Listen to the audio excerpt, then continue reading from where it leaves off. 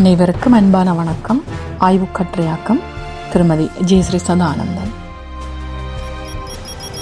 சங்க இலக்கிய துளி 16. விருந்தினர் வர கரைந்த காக்கை. காக்கை கரைந்தால் விருந்தினர் வருவார்கள் என்ற நம்பிக்கையும் காக்கைக்கு சோறிடுவதும் நமது பண்பு ஆகும். இந்த வழக்கு முறைகளை சங்க தமிழன் எவ்வாறெல்லாம் பாடியுள்ளான் என நாம் இங்கு உற்று நோக்கலாம். அந்த வகையில் நான் குறுந்தொகை இலக்கியத்திலிருந்து 210வது பாடலை எடுக்கின்றேன். பெருந்தோள் நெகிழ்த்த செல்லற்று விருந்து வர கரைந்த காக்கையது பலியே என காக்கை பாடினியார் எனும் புலவர் பாடுகின்றார். நச்செல்லையார் என்ற இயற்பெயர் கொண்ட இந்த பெண் புலவர் காக்கை பற்றி பல பாடல்கள் பாடியதால் காக்கை பாடினியார் எனும் பெயர் கொண்டார். இந்த பாடலில் தலைவி விருந்திருந்த போது நீ அவளுக்கு ஆறுதல் கூறி அவள் வருந்தாமல் கவனித்து கொண்டாய் என தோழியை தலைவன் பாராட்டுகின்றான்.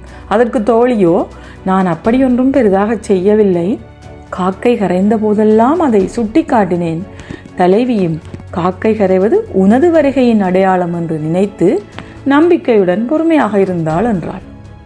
மேலும் பசுக்கள் உண்டாக்கிய நெய்யோடு தொண்டியூரின் வயல்களில் முற்றும் ஒருங்கே விளைந்த வெண்ணெல் அரசியால் ஆக்கிய பொம்மையுடைய சோற்றை 7 பாத்திரங்களில் ஏந்தி கொடுத்தாலும் என் தோழியின் துன்பம் நீங்க விருந்தினர் வரும்படி கரைதலை செய்த காக்கைக்குரிய அந்த பலியானது மிகவும் சிறியதே ஆகும் என்று தோழி கூறுகின்றாள்.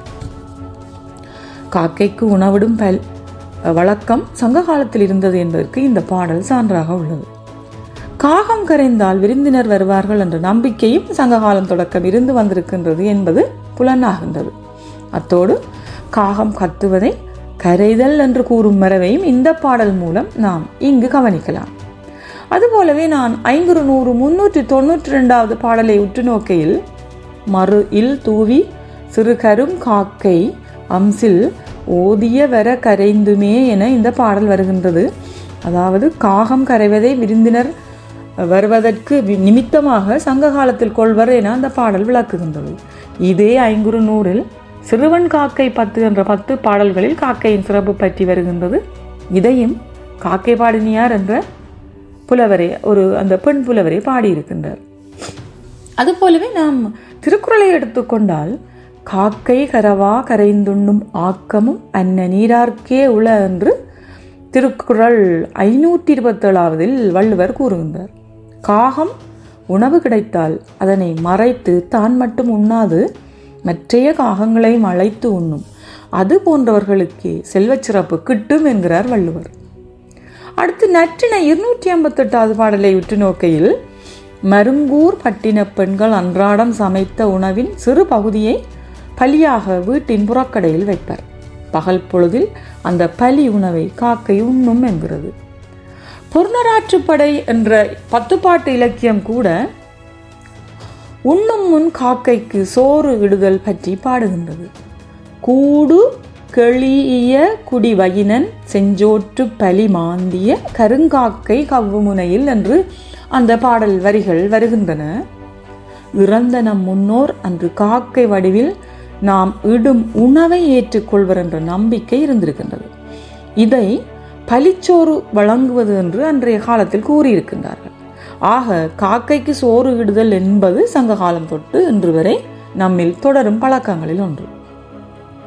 பறவைகளில் அதிக அறிவுத்திறன் கொண்ட காக்கையானது எமது கழிவுகளை உண்டு சுற்றுப்புற சூழல் பாதுகாப்புக்கு ஒரு அங்கமாக இருக்கின்றது. சுயநலம் சிறிதுமில்லாத இந்த பறவை பகுத்துண்டு வாழும் பண்பில் சிறந்து விளங்குகின்றது. ஆஸ்திரேலிய பூர்வ குடிமக்களின் கருத்துப்படி கலாச்சாரத்தின் சின்னமாகவும் மூதாதையரின் அம்சமாகவும் இந்த காக்கை இனம் கருதப்படுகின்றது.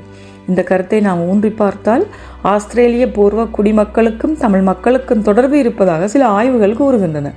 அதற்கு வலு சேர்க்கும் வகையில் எமது சங்ககால தமிழன் மூதாதையரின் அம்சமாக காக்கையை போற்றியிருக்கின்றான். அதற்கு பலிச்சோறு இட்டும் வந்திருக்கின்றான். காக்கையை நாம் சிறப்புற வைத்திருக்கும் அம்சம் கூட ஆஸ்திரேலிய பூர்வ குடிமக்களுக்கும் தமிழனுக்கும் தொடர்பு இருப்பதாக தெரியவில்லையா? அது ஒரு புறம் இருக்க, சங்க காலத்திலும் அதற்கு பிறகு நிறைய பாடல்கள் காக்கை பற்றி சிறப்பாக வந்திருக்கின்றன. ஆனால் இப்பொழுது இப்பறவை பற்றிய படைப்புகள் அருகே காணப்படுவதாக தெரிகின்றது. காக்கை கரைந்தால் விருந்தினர் வருவார்கள் என்பது மூட நம்பிக்கையாக இருந்தாலும் கூட 2500 வருடங்களுக்கு முன்பு தொட்டு வழங்கி வந்த நம்பிக்கை இன்று விடாமல் நம்மில் தொடர்கின்றது என்பதை நினைத்து நாம் பெருமை கொள்ள வேண்டும். அதுபோலவே இன்றும் காகம் கரைகின்றது என்ற சொல்லைத்தான் நாம் கூறி வருகின்றோம். காகம் கத்துகிறது என்று ஒருபோதும் நாம் சொல்வதில்லை. அதே சொல்லை சங்க இலக்கியத்தில் நாம் காணும்போது மகிழ்ச்சியாக இருக்கின்றது. அன்று நெய் கலந்து காகத்திற்கு சோறு கொடுத்த தமிழன் இன்றும் காகத்திற்கு சிறப்பு நாட்களில் சோறு வைப்பதை நாம் பார்க்கின்றோம். எமது நம்பிக்கைகளை, எமது பண்புகளை, எமது பழக்க வழக்கங்களை சங்ககால தமிழன் தொட்டு இன்று வரை நாம் கடைபிடிக்கின்றோம் என்பதை மிக பெரும் ஆச்சரியமாகவும் அதே நேரம் பெருமையாகவும் நாம் பார்க்க வேண்டும். நன்றி, வணக்கம்.